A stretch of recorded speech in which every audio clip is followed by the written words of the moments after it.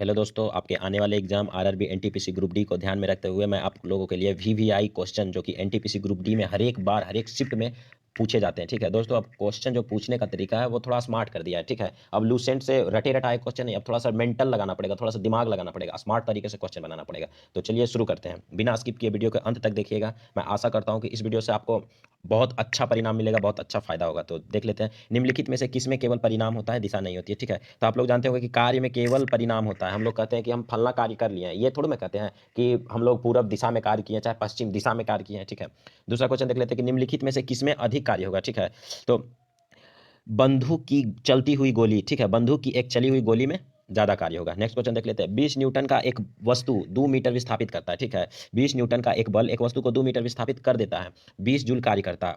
बल और विस्थापन के बीच का कोण पूछ रहा है। ठीक है, तो आपको पता होगा कि डब्लू बराबर क्या होता है, डब्लू बराबर होता है एफ एस कॉस थीटा। ठीक है, एफ एस कॉस थीटा होता है, तो कॉस थीटा बराबर क्या हो जाएगा, तो यहाँ से कॉस थीटा बराबर हो जाएगा, कॉस थीटा बराबर क्या हो जाएगा, कॉस थीटा बराबर हो जाएगा डब्लू बटा एफ एस।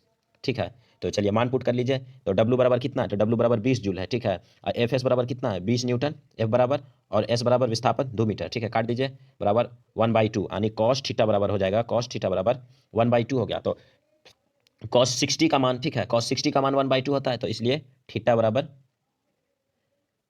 60 degree answer. चलिए नेक्स्ट नेक्स्ट क्वेश्चन देख लेते हैं। ठीक है, एक पोर्टर जमीन से 12 केजी सामान उठाता है और उसे जमीन से 1.5 मीटर ऊपर अपने सिर पर रखता है। सामान पर उसके द्वारा किए गए कार्य की गणना करें। ठीक है, जहां जी बराबर क्या दिया है, 10 मीटर प्रति सेकेंड स्क्वायर। ठीक है, तो क्या करा, एक पोर्टर 12 केजी। ठीक है, तो सिंपल है, कुछ नहीं करना है, 12 इंटू जी बराबर कितना दिया, एम जी एच कर देना है। ठीक है, तो जी बराबर कितना है, 10 है। ठीक है, और एच बराबर कितना है, 1.5 है। ठीक है, 1.5 है।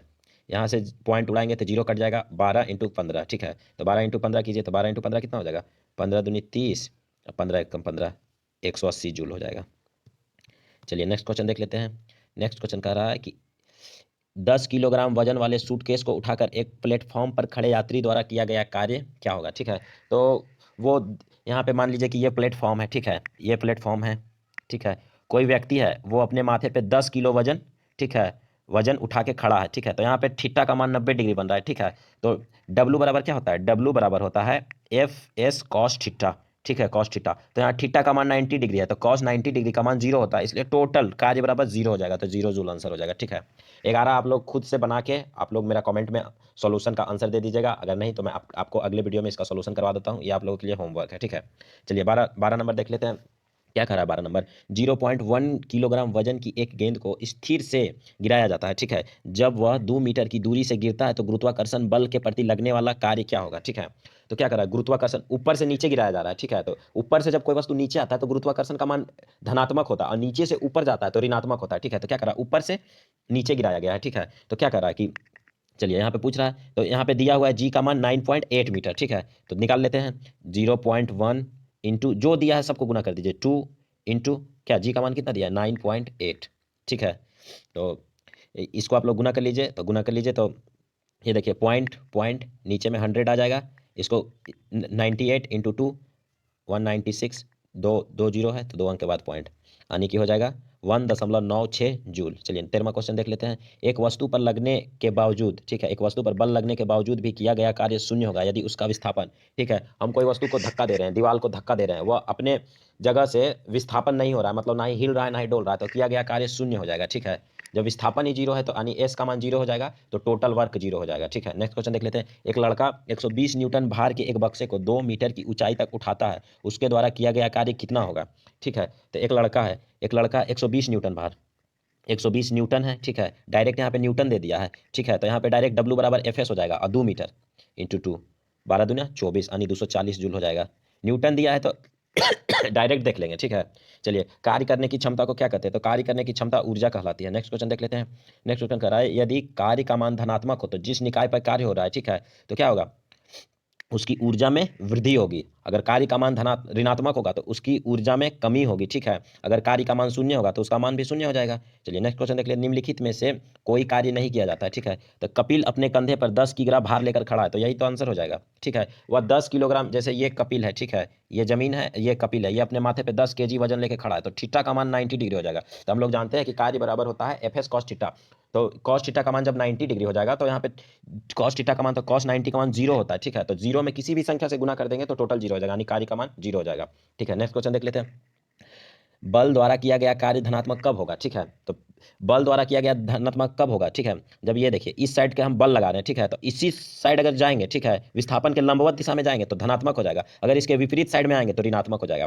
तो क्या आंसर हो जाएगा, विस्थापन बल की दिशा में होता है, ठीक है, धनात्मक कार्य होता है। तो चलिए नेक्स्ट क्वेश्चन देख लेते हैं। 19 नंबर क्या कर रहा है, निम्नलिखित में से किन गतिविधियों में कहा जा सकता है कि कार्य किया गया है, ठीक है। तो हर्ष पुस्तक पढ़ रहा है, ठीक है।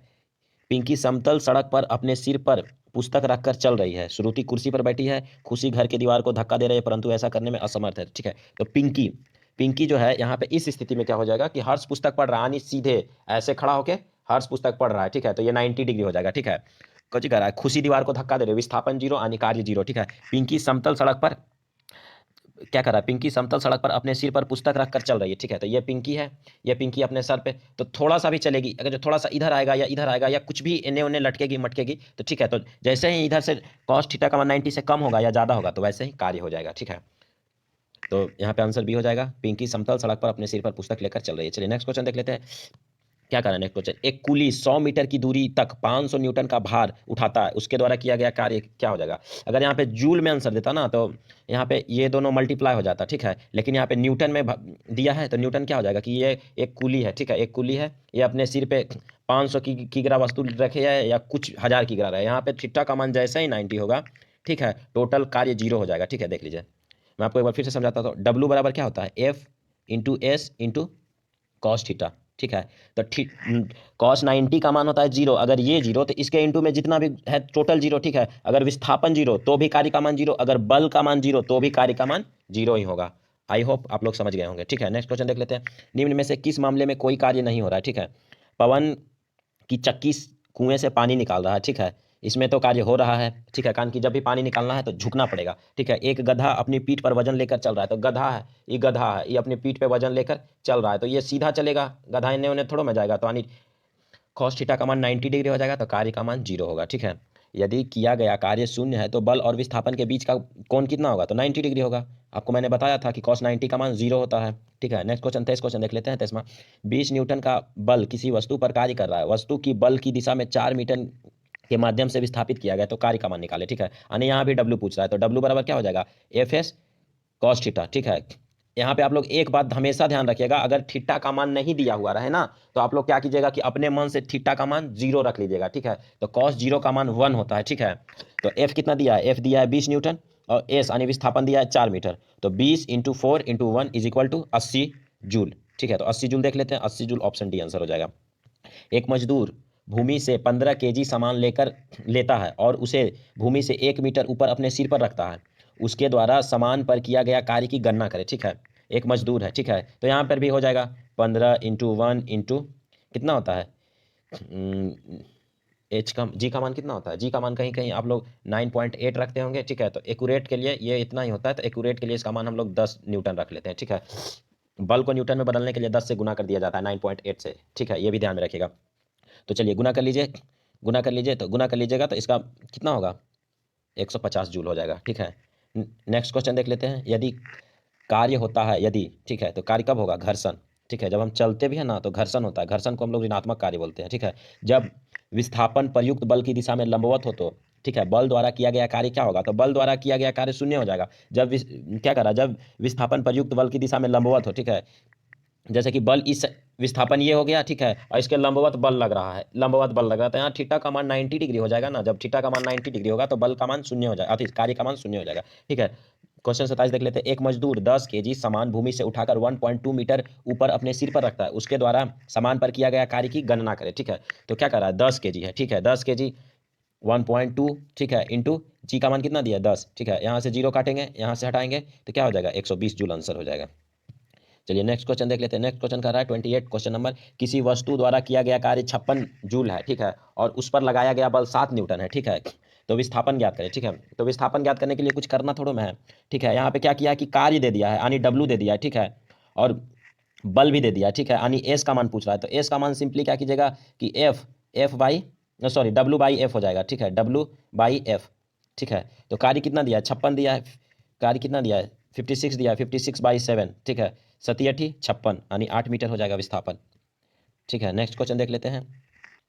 10 न्यूटन का बल किसी वस्तु पर कार्य कर रहा है, परंतु बल की दिशा में 5 मीटर विस्थापित होती है, तो किया गया कार्य क्या होगा? ठीक है, तो चलिए निकाल लीजिए यहाँ से। 10 न्यूटन कह रहा है ना, तो 10 न्यूटन यानी डायरेक्ट न्यूटन में दिया है, ठीक है, तो हम इसको 10 से गुना नहीं करेंगे, केजी को न्यूटन में बदलना ही नहीं है, इंटू 5 मीटर विस्थापन, एस 5 दिया तो 10 × 50 जूल आंसर हो जाएगा। चलिए नेक्स्ट क्वेश्चन देख लेते हैं। किसी वस्तु पर किया गया कार्य किस पर निर्भर करता है? तो किसी वस्तु द्वारा किया गया कार्य विस्थापन पर। जी हाँ, अगर विस्थापन शून्य होगा तो कार्य का मान शून्य हो जाएगा। ठीक है, बल और उसके विस्थापन के बीच के कोण पे, हाँ इसका भी अगर मान 90 डिग्री होगा तो पूरा बल शून्य हो जाएगा, तो इस पे भी निर्भर करता है। प्रयुक्त बल पे, हाँ इस पे हम कितनी तेजी से बल लगाएंगे इस पे भी निर्भर करता है। और क्या करा, वस्तु के द्रव्यमान, नहीं नहीं वस्तु के द्रव्यमान पे निर्भर नहीं करता है, क्योंकि बल कार्य बराबर क्या होता है, कार्य बराबर होता है एफ एस कॉस थीटा। यहाँ पे द्रव्यमान का कोई गणना नहीं है। ठीक है, तो देख लेते हैं इसका ऑप्शन क्या क्या है। ऑप्शन में ए बी सी यानी ऑप्शन नंबर डी हो जाएगा आंसर इसका।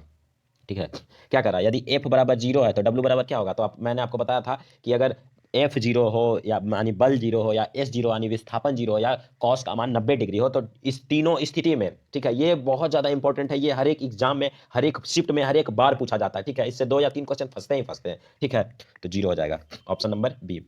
क्या करा, एक पोर्टर, ठीक है, एक पोर्टर जमीन से 12 केजी सामान उठाता है, उसे जमीन से 1.5 मीटर ऊपर अपने सिर पर रखता है। सामान पर किया गया क्या, इसमें भी सेम चीज पूछ रहा है, यानी क्या करेंगे 12 × 1.5 × 10। अब देखिए, अब सटासट क्वेश्चन बनेगा। ठीक है, अब हमको यहाँ लगाना नहीं, बस सिंपली जो दिया है उसको 10 में गुना कर देंगे, केजी में रहेगा तो और न्यूटन में रहेगा तो वैसे ही छोड़ देंगे। ठीक है, तो 0 से यहाँ पॉइंट उड़ाएंगे तो 0 कट जाएगा। 15 × 12 बराबर 180 जूल। ये रिपीटेड क्वेश्चन था शायद। एक वस्तु पर 25 न्यूटन का बल कार्य कर रहा है। ठीक है, वस्तु को बल की दिशा में 5 मीटर तक हटाया जाता है। ठीक है, यानी हटाया जाता है, उठाया जाता है, कुछ भी किया जाता है, इस स्थिति में विस्थापन होता है। ठीक है, तो 5 मीटर तक विस्थापन किया जाता है। ठीक है, तो किया गया कार्य क्या होगा? ठीक है, तो 25 × 5 बराबर 25 25 25 से 125 जूल आंसर हो जाएगा। ये देखिए, अगर आप लोग ज्यादा स्मार्ट बनना चाहते हैं तो इसका सिंपल कार्य हमेशा जूल में होगा। ठीक है, पास्कल में नहीं होगा, न्यूटन में नहीं होगा, जूल में होगा। ठीक है, तो यहाँ पे ऑप्शन देख के बिना क्वेश्चन पढ़े हुए आप लोग सीधा 125 जूल मार सकते हैं, इसमें कोई टेंशन नहीं है, ना ही गलत होगा।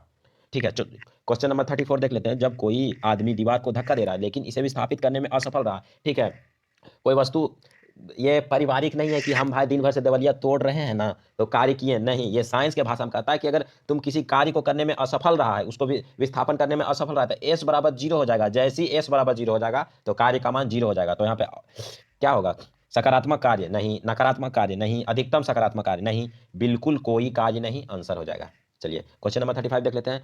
यदि कोई व्यक्ति 12 न्यूटन के एक स्थिर बल को 4 मीटर चलाता है, ठीक है, तो उसके द्वारा किया गया कार्य क्या हो जाएगा? ठीक है, यहाँ पे क्या दिया, 12 न्यूटन दिया है, ठीक है, और 4 मीटर दिया है विस्थापन, यानी दे दिया है एफ बराबर 12 दे दिया है, ठीक है, और एस बराबर 4 दे दिया। आप लोग निकाल लीजिए F S cos theta, theta का मान 0 रख लेंगे, यानी कॉस बराबर 1 हो जाएगा। 12 × 4, 12 × 4 बराबर क्या हो जाएगा, 12 × 48 जूल आंसर हो जाएगा। ठीक है, नेक्स्ट क्वेश्चन देख लेते हैं। एक पिंड द्वारा किया गया कार्य निम्नलिखित में से किस पर निर्भर नहीं करता है? ठीक है, तो एक पिंड द्वारा किया गया क्या विस्थापन पर निर्भर करता है, लागू बल पर निर्भर करता है, बल और उसके कोण के बीच पर निर्भर करता है, परंतु वस्तु के प्रारंभिक वेग पर निर्भर नहीं करता है। ठीक है, मेरे सामने से कोई वस्तु चला, ठीक है, मैं ध्यान दीजिएगा, मेरे सामने से कोई वस्तु चला तो हम सिंपल, अगर मेरे सामने से कोई वस्तु गाड़ी या कुछ भी चला तो उसका प्रारंभिक वेग 0 हो जाएगा। ठीक है, मेरे सामने से कोई वस्तु चला, अब मेरे सामने से ट्रेन चली, अब वो दिल्ली में रुके या पटना में रुके या मुंबई में रुके या ढाका में रुके या कुछ जगह रुके, उससे हमको मतलब नहीं है, सीधा वस्तु का प्रारंभिक वेग 0 हो जाएगा।